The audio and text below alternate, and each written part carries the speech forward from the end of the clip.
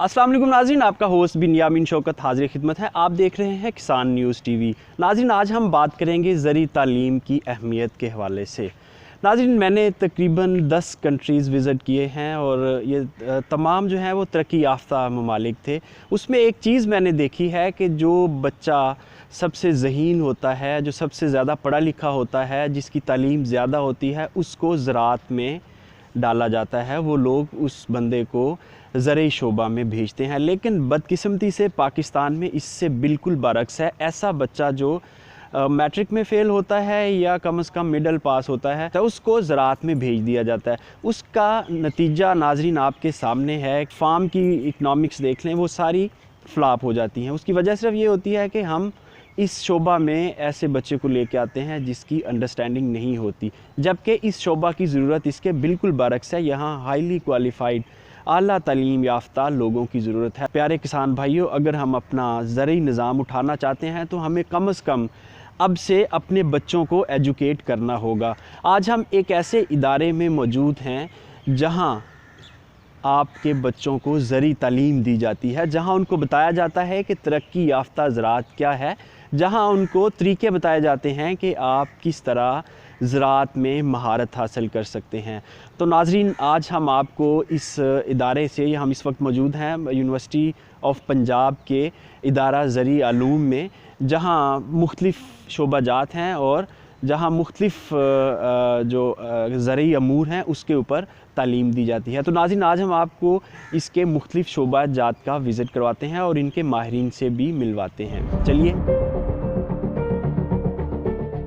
प्यारे किसान भाइयों, इस वक्त हम institute of agriculture sciences university of the Punjab में मौजूद हैं, जहां हमारे साथ इस वक्त इस इदारे के एक मरकज़ी किरदार, इस इदारे के रूह रवां डॉक्टर शनावर वसीम मौजूद हैं, जो आपको इस इदारे के मुख्तलिफ़ शोबाजात के बारे में बताएंगे और ये बताएंगे कि अगर आपका बच्चा या आप यहाँ ज़रई तालीम लेना चाहते हैं तो उसका क्या तरीक़ाकार है। डॉक्टर साहब अस्सलाम वालेकुम। जी वालेकुम अस्सलाम। हाँ जी, अल्हम्दुलिल्लाह के प्लेटफार्म से आप सबको खुश आमदीद। बहुत शुक्रिया जी। हमारे किसान भाई जो हैं वो कुछ किसानों ने कहा था कि हमें कुछ ऐसे इदारे के बारे में बताएं जहां से हम ज़रई तालीम ले सकें। तो ये हमारी खुशकिस्मती कि आज आप हमारे साथ मौजूद हैं और हमारे फार्मर्स को और उनके बच्चों को, उनके जो बाकी उनके सिबलिंग्स हैं, उनको आप गाइड करेंगे। तो हमें सबसे पहले थोड़ा सा मुख्तसर इंट्रोडक्शन दें। ये इंस्टीट्यूट ऑफ एग्रीकल्चर साइंसेज जो है या इदारा ज़रई उलूम है, ये कब कायम हुआ और इसके क्या मकासद हैं?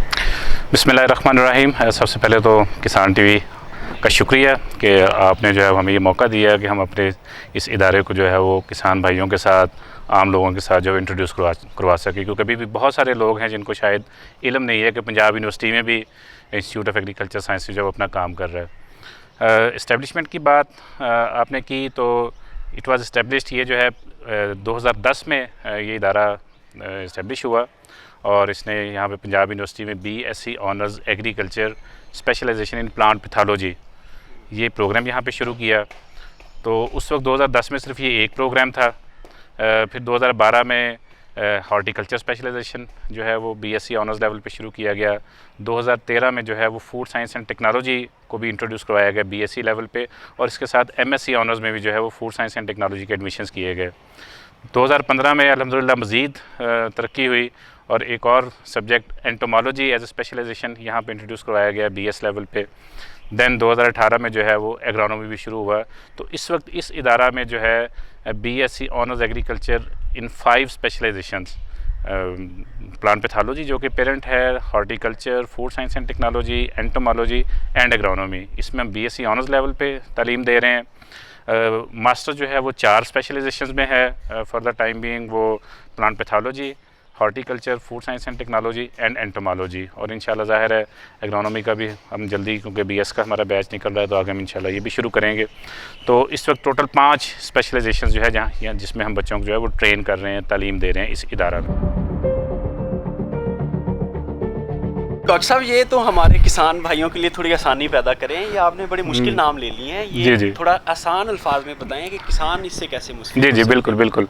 अच्छा, इसमें जब हम कहते हैं कि BSc honours agriculture plant pathology, तो इसमें ये समझने की ज़रूरत है कि जिस तरह इंसान हम जो हैं वो जानदार हैं, हम बीमार भी होते हैं, तो इस तरह पौधे भी जानदार हैं, ये बीमार होते हैं। जिस तरह इंसानों के डॉक्टर्स होते हैं, जिस तरह जानवरों के डॉक्टर्स होते हैं, इस तरह पौधों के भी डॉक्टर्स होते हैं जो कि तशख़ीस करते हैं कि इस पौधे को कौन सी बीमारी है, क्या कोई वायरस है, बैक्टीरिया है, फंजाई है, क्या मसला है, किस वजह से पौधा जो है वो प्रॉपर इसकी नशोनवानी हो रही है, कोई फल फ्रूट जो भी आप लेना चाह रहे हैं, कोई फसल ओके, यानी किसान भाइयों पैथोलॉजी का मतलब कि तशख़ीस बीमारियों की, आपके जो पौधे या फसलें लगाते हैं उनकी जो बीमारियां हैं उनकी तशख़ीस और इलाज, ये पैथोलॉजी। जी बिल्कुल, ये पौधों के डॉक्टर होते हैं, ये जो प्लांट पैथोलॉजिस्ट हैं ये पौधों के डॉक्टर हैं। हॉर्टिकल्चर की बात करें तो हॉर्टिकल्चर जो है ये फलों, फूलों, सब्जियों, इन तीनों के साथ स्पेसिफिक हो जाता है, क्योंकि ये जो फलों की काश्त है, जो सब्जियों की काश्त है और ये जो फूलों की काश्त है, ये जो बाकी हम आम जो हमारी फसलें होती हैं जिस तरह गंदम है, चावल है, कपास है, इनकी जो क्रॉपिंग, जो कल्टीवेशन के जो तरीके हैं, जो टेक्नोलॉजी है वो डिफरेंट होती है। तो इसलिए फिर ये एक डिफरेंट पूरी स्पेशलाइजेशन है जिसमें बच्चों को हम ट्रेन करते हैं कि फल और सब्जियों की काश्त कैसे की जाती है, टनल फार्मिंग कैसे की जाती है, और उसके बाद फूलों की काश्त। एक बहुत बड़ा एक सेक्टर है जो कह लें कि शायद थोड़ा सा हमारे यहाँ पे भी निगलेक्टेड भी है, मिसिंग भी है। मतलब आप हॉलैंड को देखें, उसकी सारी इकॉनमी ही इस चीज़ पे बेस करती है कि वो डिफरेंट तरह के फूलों की जो वहाँ पे काश्त होती है पूरी दुनिया में वो सप्लाई करता है। तो हमारे ये भी थोड़ा सा जो हमारा आम जो किसान है वो उसको शायद इस तरह की अभी नॉलेज नहीं है या उसको इस तरह का इल्म नहीं है कि ये भी एक शोबा है जिसमें जो है बिल्कुल हम अपने किसान भाइयों के लिए ये पूरा एक बिजनेस मॉडल बना के इसके ऊपर स्पेशल प्रोग्राम करेंगे कि ये जो फूल हैं इनको ग्रो करके किस तरह आप अपने फार्म की इकॉनमीज बेहतर कर सकते हैं। अच्छा, इसके साथ साथ जो ये लैंडस्केपिंग का जो है ये भी फील्ड हॉर्टिकल्चर वालों का, ये बच्चे जो हैं इस चीज़ में भी एक्सपर्ट होते हैं कि ये आप देखते हैं कि जो बड़े बड़े पार्क्स हैं, ठीक है, उनमें क्या तरतीब होनी चाहिए, कौन सा पौधा कहाँ पे ज़्यादा अच्छा लगेगा, कहाँ पे कौन सा फूल ज़्यादा अच्छा लगेगा। घरों के लॉन्स में ये जो सोसाइटीज़ बनती हैं आजकल बड़ी, मतलब आपको पता है पाकिस्तान में ये बड़ा ट्रेंड चल रहा है कि सोसाइटीज़ लॉन्च होती हैं, तो वो भी कोई ना कोई हॉर्टिकल्चरिस्ट हायर करते हैं इस काम के लिए जो कि उनकी सोसाइटी को ब्यूटीफाई कर सके, प्लान कर सके कि ग्रीन बेल्ट जो है वो कैसी होगी, कितनी चौड़ी होगी, उसमें कौन से फूल कहाँ पे ज़्यादा अच्छे लगेंगे, कौन सा कोई पौधा जो है जो इस तरह की खूबसूरती के लिए होता है वो कौन सा है, वो किस तरह का होगा। हाँ जी, डिज़ाइनर भी हैं ये हॉर्टिकल्चर वाले। उसके बाद तीसरा है फूड साइंस एंड टेक्नोलॉजी, बहुत इंपॉर्टेंट शोबा है, मेरा भी यही शोबा है, मैं इसी में टीच करता हूँ, यहाँ पे सर्व करता हूँ।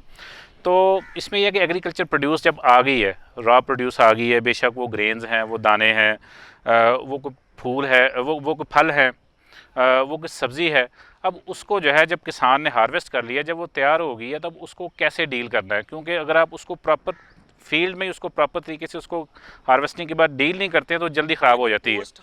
हाँ, पोस्ट हार्वेस्ट का जो सारा प्रोसेसिंग है कि उसमें फलों, सब्जियों, ग्रेन्स, इनकी स्टोरेज, इनकी सेफ़ हैंडलिंग और उसके बाद इनकी प्रोसेसिंग।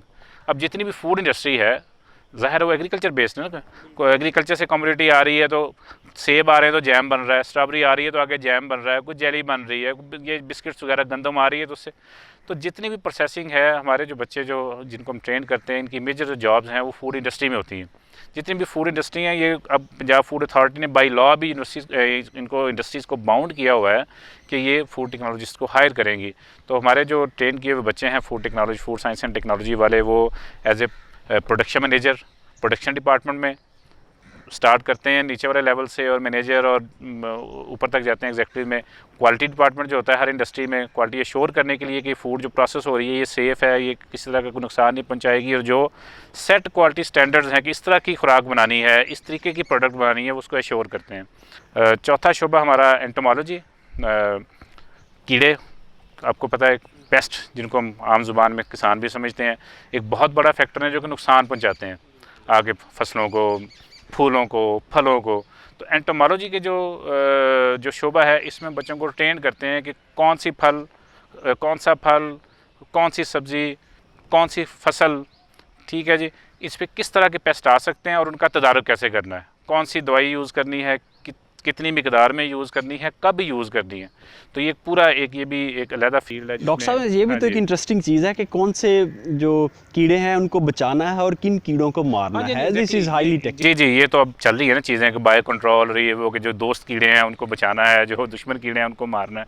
तो पूरी एक साइंस है ये। एग्रोनॉमी जो है ना, इसको मदर ऑफ एग्रीकल्चर भी बोला जाता है। ठीक है, एग्रोनॉमी में जो है वो बच्चों को ट्रेन किया जाता है कि प्रोडक्शन टेक्नोलॉजीज़ क्या है, कल्टीवेशन टेक्नोलॉजीज़ क्या है, आपने जो है वो सीड कब सो करना है, कितना सो करना है, उसको जो है वो रिज पे सो करना है, उसको बेड पे सो करना है, उसको किसी और तरीके से कोई पिट वगैरह बना के सो करना है, उसको पानी कितना लगाना है, कब लगाना है, क्या फ्रीक्वेंसी होगी। ये सारी जो टेक्नोलॉजी है जी, मेनली जो एग्रीकल्चर की जो टेक्नोलॉजी है, क्रॉपिंग टेक्नोलॉजी से कहते हैं, जो फील्ड में वो जो है वो एग्रोनॉमी का शोबा है, जो कि हमने ये 2018 में यहाँ पे स्पेशलाइजेशन शुरू की। इंशाल्लाह इसका आगे मास्टर्स भी प्लान है कि जल्दी हम शुरू करेंगे। आपने हमारे साथ है ना, हम बहुत से इंटरेस्टिंग सवाल डॉक्टर साहब से पूछने वाले हैं। हम आप ये भी डॉक्टर साहब से पूछेंगे कि एक दूर दराज में गांव में बैठा बच्चा अगर ये एडमिशन लेना चाह रहा है, उसका क्या तरीका है, उसका मेरिट क्या है, और उसको मतलब नॉर्मली लोग सोचते हैं कि हम तो यूनिवर्सिटी लाहौर में जाके कैसे तालीम हासिल करेंगे। ये सारी चीज़ें इनसे हम पूछेंगे। आप हमारे साथ रहिएगा। डॉक्टर साहब मुझे ये बताएं कि माशाल्लाह ये तो आपके एमए के और बीएस के और 2-2 साल के डिग्री प्रोग्राम्स हैं, जो किसान हैं जो प्रैक्टिकल कोई इल्म लेना चाह रहे हैं मुख्तसर दौरानिए का, उनके लिए हमारे पास कोई सिलेबस है, कोई कोर्स है, कोई शॉर्ट कोर्स क्या है वो?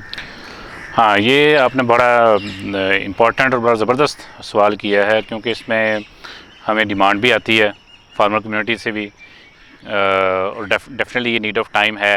और छोटे छोटे जो शॉर्ट कोर्सेज़ हैं, कुछ 3 माह के, कुछ 6 हफ्ते के, तो ये हमारे प्लान में है। हमने डेफिनेटली इसको प्लान किया हुआ है कि किस तरीके से जो है कौन कौन से कोर्सेज़ हम लॉन्च करेंगे डिफरेंट फील्ड में। बट स्टिल जो है इसमें चूँकि ये ग्रोइंग इंस्टीट्यूट है, अभी इसमें नंबर ऑफ़ फैकल्टी मेंबर्स कम हैं, तो इसको हमें ज़रा प्रैक्टिकल जो इसकी इम्प्लीकेशन है, उसमें हमारे जो वाइस चांसलर हैं डॉक्टर नियाज़ अहमद अख्तर साहब माशाल्लाह, और जो हमारे डायरेक्टर इंस्टीट्यूट हैं प्रोफेसर डॉक्टर मोहम्मद सलीम हैदर साहब, ये इस मामले में इनका विज़न और ये सेम पेज पे हैं। फॉर द टाइम बीइंग हमने कुछ MOUs किए हैं, जैसे हमारा किसान जो ट्रेनिंग इंस्टीट्यूट है पाकिस्तान में काम कर रहा है वो, तो उनके साथ हमारा MOU है। वो जो डिफरेंट लेवल के शॉर्ट कोर्सेज़ हैं किसानों की ट्रेनिंग के हवाले से, वो हमारी कोलैबोरेशन के साथ हम जो है मिलके यहाँ पे अरेंज करते हैं आपस में कोलैबोरेशन के साथ, और वो जो है वो किसानों को जो है वो ट्रेन किया जाता है। इस सिलसिले में हमने 1-2 ट्रेनिंग प्रोग्राम्स ऑलरेडी हम करवा चुके हैं, और फ्यूचर में भी उनके साथ हमारे कुछ प्लान हैं।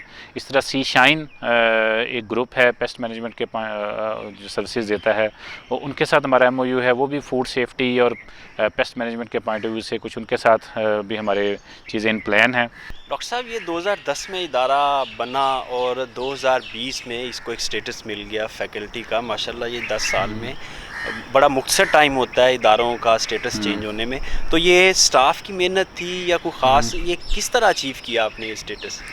जी अल्हम्दुलिल्लाह, इसमें जो है वो definitely university of Punjab one of the highest and oldest seat of learning है पाकिस्तान में, इसका एक स्टेचर है। तो ज़ाहिर है उसी पॉइंट ऑफ व्यू से जब यहाँ पे फैकल्टी की अपॉइंटमेंट्स हुई, फैकल्टी की सिलेक्शन हुई, तो definitely they're best of the brains. तो लोगों ने मेहनत की, हमने बड़े ये 10 साल के मुख्तसर अरसे में जो है वो एक स्पेशलाइजेशन से 5 स्पेशलाइजेशन पे पहुँच गए, फैकल्टी के स्टेटस की तरफ जा रहे हैं।